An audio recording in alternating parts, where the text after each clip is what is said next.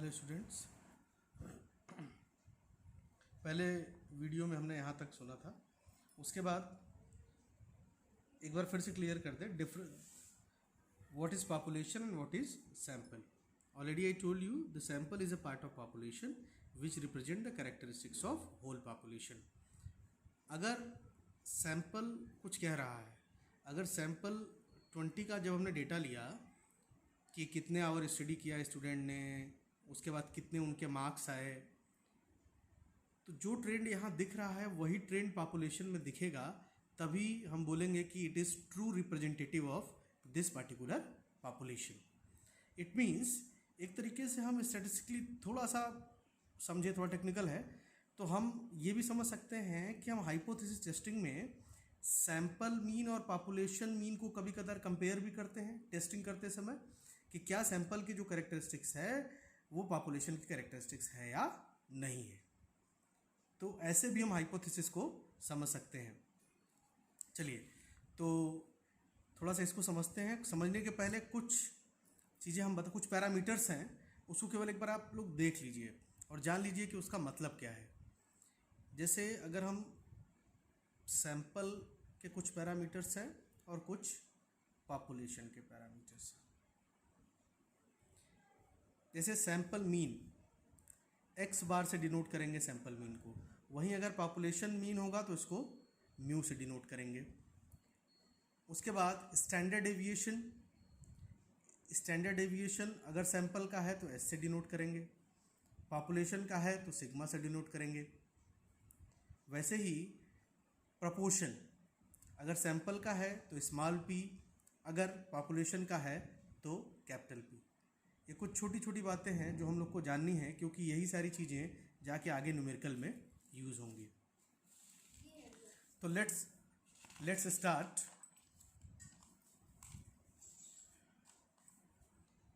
Let's start the some concept of hypothesis testing. Suppose H0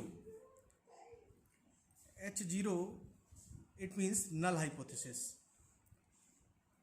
Null hypothesis mu is equal to 50. It means null hypothesis may be that population mean is 50. इसको हम ऐसे setup करेंगे, mu is equal to 50. मतलब null hypothesis हमारा ये कह रहा है कि population mean is equal to 50. Alternative क्या बनेगा? H1 अल्टरनेटिव बनेगा कि mu not is equal to 50. Mu not is equal to 50, ये हमारा अल्टरनेटिव हाइपोथेसिस बनेगा. या हम ऐसे भी समझ सकते हैं कि जरूरी नहीं है कि केवल यही बने अल्टरनेटिव. ये भी हो सकता है कि H1 mu less than is equal to 50 और mu greater than is equal to 50. यहाँ पर mu is very clear, mu is the population mean. Population mean is equal to 50. Population mean is equal to 50 is a null hypothesis. Population mean not is equal to 50 is a alternative hypothesis. Alternative hypothesis mu less than is equal to 50 भी हो सकता है, mu greater than is equal to 50 भी हो सकता है. तो यहाँ पर समझना होगा कि कौन से नल हाइपोथेसिस में कैसे अल्टरनेटिव हाइपोथेसिस का फार्मूलेशन हम करते हैं. इसके लिए एक हम नॉर्मल डिस्ट्रीब्यूशन कर्व ड्रॉ करेंगे. आई होप आप लोग को पता होगा कि नॉर्मल डिस्ट्रीब्यूशन कर्व क्या होता है. नॉर्मल डिस्ट्रीब्यूशन कर्व जहाँ आपको पता है कि मीन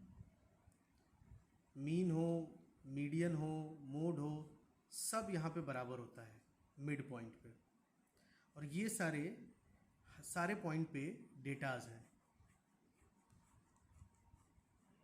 एक बार क्लास में भी डिस्कस हुआ है, ये सारे पॉइंट्स पे डेटाज हैं. ये नॉर्मल डिस्ट्रीब्यूशन कर्व है.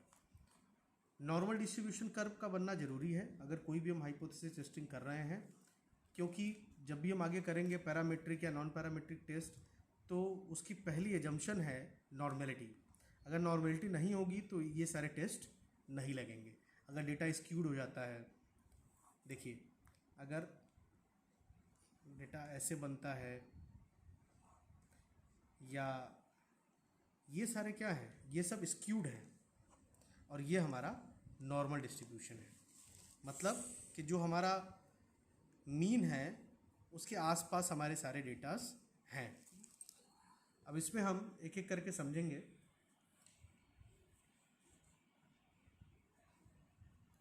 एक ये हमारा नॉर्मल डिस्ट्रीब्यूशन कर्व है। हाइपोथेसिस टेस्टिंग में हम चेक क्या करते हैं, कुछ चीज़ें हम यहाँ से समझेंगे। ये हमारा मिड पॉइंट है, इसको हम मान लेते हैं, इसको ये है म्यू। अब ये दो रीज़न हैं, एक पॉजिटिव साइड है और दूसरा नेगेटिव साइड है। इसका मतलब टू टेल है, एक टेल इधर है और दूसरा टेल इधर है। इसमें दो चीज़ें जाननी हमको ज़रूरी है। पहली चीज़ है लेवल ऑफ सिग्निफिकेंस। पहली चीज़ हमको जाननी है level of significance. Normal in the case of management research और social sciences research we would rely on 5% level of significance. It is denoted by alpha. Alpha से डिनोट करते हैं। 5% भी हो सकता है, 10% भी हो सकता है, 1% भी हो सकता है। मैक्सिमम लेवल ऑफ सिग्निफिकेंस हम लोग 5% पर ही टेस्ट करते हैं। मार्केटिंग हुआ, HR हुआ, बाकी सारी स्टडी में हमारा लेवल ऑफ सिग्निफिकेंस 5% ही होता है। प्रश्न ये है कि लेवल ऑफ सिग्निफिकेंस है क्या? Level of significance is the maximum probability of rejecting the null hypothesis when it is true. एक बार फिर से, level of significance is the maximum probability of rejecting the null hypothesis when it is true. अभी भी नहीं clear हुआ हो तो clear कर देते हैं। 5% मीन्स कि 95% चांसेस ये हैं कि जो हम कह रहे हैं वो सही है। इट मीन्स अगर 5% लेवल ऑफ सिग्निफिकेंस है तो 5% ऐसे चांसेस हैं कि जो हम कह रहे हैं वो बात गलत हो सकती है। 5% चांसेस है कि हमारा हाइपोथेसिस रिजेक्ट हो सकता है। 95% चांसेस हैं कि मेरा हाइपोथेसिस सही होगा। 90 यहीं पे समझ लें कि 5% अगर लेवल ऑफ सिग्निफिकेंस है तो 95% कॉन्फिडेंस होगा।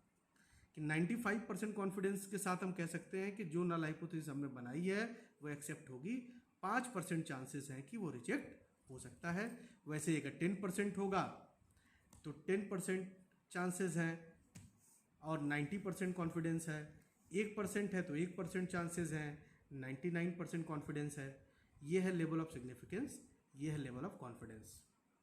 अब इसको ग्राफ में देखते हैं। It is denoted by alpha. अब हमने बताया था आपको पहले से, एक बार फिर से यहाँ देखेंगे, एक बार फिर से देखिए कि mu is equal to 50, mu not is equal to 50। जब नॉट इज इक्वल टू 50 करते हैं तो इसका मतलब ये टू टेल टेस्ट है। किसी एक टेल पे टेस्ट नहीं करना है। ये पॉजिटिव भी हो सकता है और नेगेटिव हो सकता है। लेस देन 50 भी हो सकता है, ग्रेटर देन 50 भी हो सकता है। इट मीन्स जब हम mu is equal to 50, mu not is equal to 50 कर रहे हैं, इसका मतलब टू टेल टेस्ट है, दोनों तरफ टेस्टिंग होगी। कैसे होगी ये देखते हैं। अब देखिए 5% लेवल ऑफ सिग्निफिकेंस है और इसको अल्फा से डिनोट करते हैं। अगर टू टेल टेस्ट है तो दोनों तरफ अल्फा बाई 2 और alpha by 2, alpha by 2, alpha by 2 मतलब 5% है तो आप ऐसे भी कर सकते हैं, 0.25 है दोनों तरफ। इस रीजन को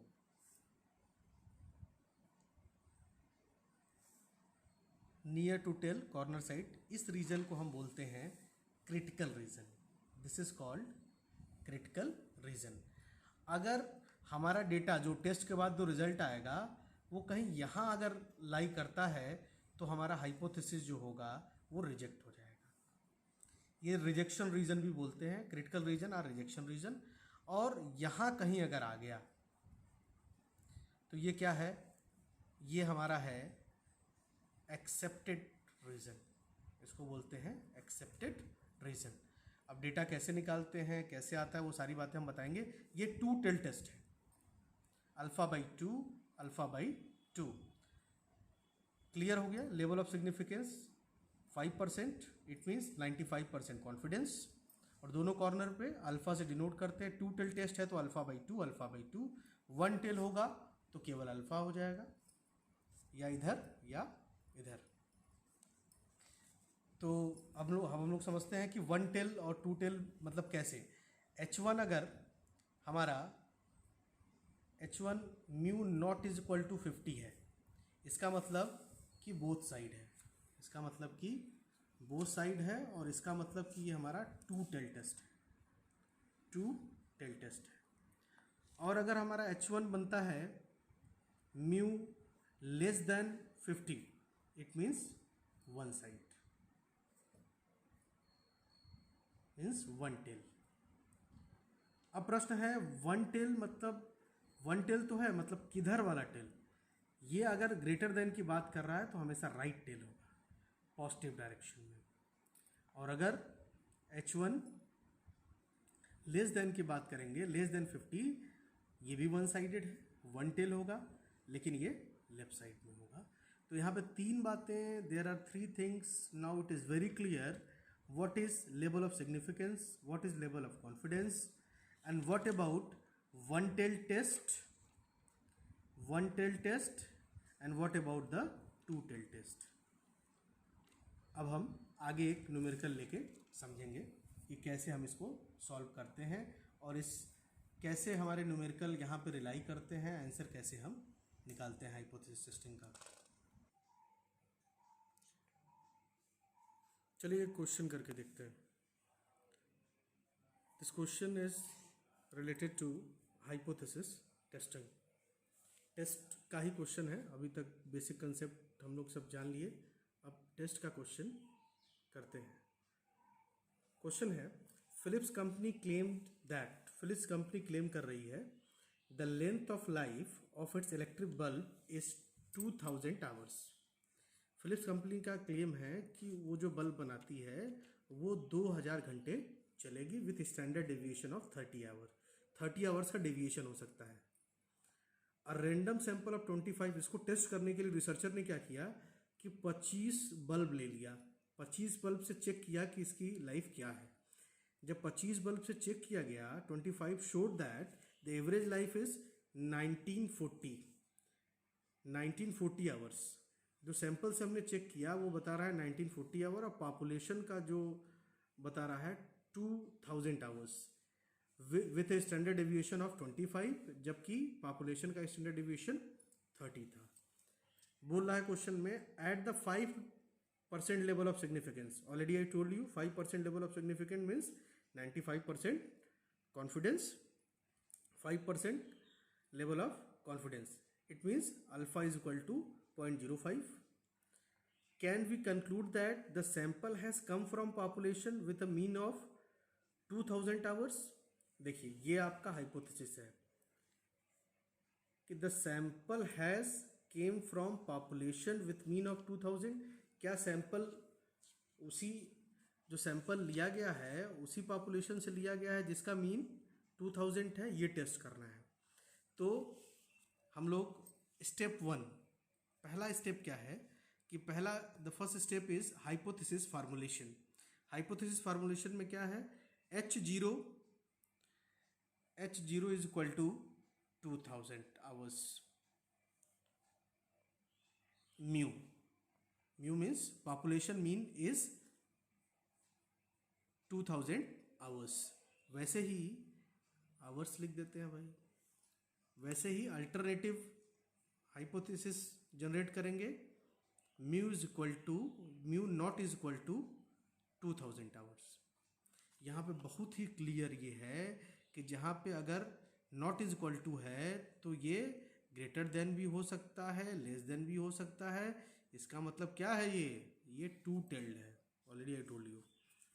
ये टू टेल्ड टेस्ट है। स्टेप 2 में क्या करते हैं? स्टेप 2, दूसरा स्टेप जो है, हम इसका स्टैंडर्ड एरर निकालते हैं। स्टैंडर्ड एरर को डिनोट करते हैं स्टैंडर्ड एरर ऑफ मीन।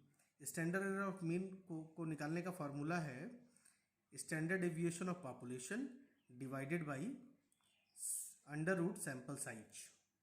यहाँ पे सैंपल या अंडर रूट n लिख लेते हैं भाई। और हमारा स्टैंडर्ड डेविएशन क्या था? क्वेश्चन में देखेंगे स्टैंडर्ड डेविएशन इज 30। पॉपुलेशन का standard deviation is 30। Sample size कितना लिया था? 25, अंडर रूट 25। आप सॉल्व करेंगे तो आएगा 6। स्टैंडर्ड सबसे first step is what? Hypothesis formulation. Second step is to find out the standard error. To find out the standard error. Now the step 3. Step 3 पे आते हैं। अब यहाँ पे जेड टेस्ट हम लगाते हैं। जेड टेस्ट का फार्मूला होता है Z test is equal to X bar. X bar means, देखिए मैंने पहले ही बताया था आपको एक्स बार के बारे में, कुछ पैरामीटर्स हमने पहले ही बताए थे। एक्स बार मतलब sample mean, x bar is a sample mean minus population mean divided by standard error of mean. तो मीन क्या था? सैंपल मीन क्या था? यहाँ पे दिखाया गया है क्वेश्चन में कि भाई जब हमने 25 का सैंपल लिया तो 1940 घंटे चली थी ये बल्ब। नाउ पॉपुलेशन 2000 टावर से यहाँ चला था, डिवाइडेड बाई स्टैंडर्ड एरर जो हमने पहले फाइंड आउट किया है 6, और इसका रिजल्ट आ गया आपका -10। अब यहाँ तक क्या है कि ये आपका आंसर आ चुका है, लेकिन अभी आप ये आंसर माना नहीं जाएगा क्योंकि आपसे पूछ रहा है कि ये हाइपोथेसिस एक्सेप्ट होगा या रिजेक्ट होगा। कैसे पता लगेगा? जैसे ये हमने बताया था ये 2 टेल है, तो अल्फ़ा बाई 2 और अल्फ़ा बाई 2। तो इसकी दो चीज़ें होती हैं बेटा, ये इस बात को ध्यान से देखना है। जेड के बारे में कर रहे हैं, या वो जेड हो या वो टी हो या एफ हो, कोई भी टेस्ट हो, सबकी एक टेबल होती है। जैसे लॉग का टेबल होता है वैसे ही जेड का भी टेबल होगा, टी का भी, एफ का भी, और हर पॉइंट का एक टेबुलेटेड वैल्यू होगा। तो यहाँ के लिए टेबुलेटेड 5% लेवल ऑफ सिग्निफिकेंस के लिए टेबुलेटेड वैल्यू 2 टेल के लिए ±1.96 होती है। तो एक तरफ +1.96 होगा, यहाँ पे +1.96 होगा। अब -10 कहाँ पे आएगा? -10 अगर -10 चलेगा इधर लेफ्ट साइड में, क्योंकि माइनस है, माइनस साइड चलेगा। तो यहाँ पे देखिए -10 कहाँ लाई करेगा? यहाँ पे कहीं रहेगा। -10 कहीं इसके क्रिटिकल रीजन के अंदर ही आएगा। -10 देखना पड़ेगा ये क्या है। जब एक बात और बता दें आपको यहीं पे कि -10 आए या +10 आए, जब भी हम रिजल्ट लिखते हैं ऐसे लिखते हैं z = 10। अगर माइनस अपने आप प्लस हो जाएगा। यहाँ पे जो प्लस माइनस का साइन है वो नॉन सिग्निफिकेंट है। प्लस माइनस का साइन जो है वो नॉन सिग्निफिकेंट है, मतलब यहाँ पे प्लस आए माइनस आए इसको लेके कोई चिंता करने की ज़रूरत नहीं है। अब अभी आपको चार्ट में भी बता दें आपका, जब आपकी टेबुलेटेड वैल्यू, ये जो हमारी जेड की वैल्यू आई है उसको बोलते हैं कैलकुलेटेड वैल्यू, और जो टेबल की वैल्यू है ये है टेबुलेटेड वैल्यू, ये भी जेड की टेबुलेटेड वैल्यू है। अब यहाँ पे देखना है कि हाइपोथेसिस कब रिजेक्ट होगा, कब एक्सेप्ट होगा। तो यहाँ पे क्या करेंगे? वी रिजेक्ट रिजेक्ट क्यों करेंगे? क्योंकि अगर आपकी कैलकुलेटेड वैल्यू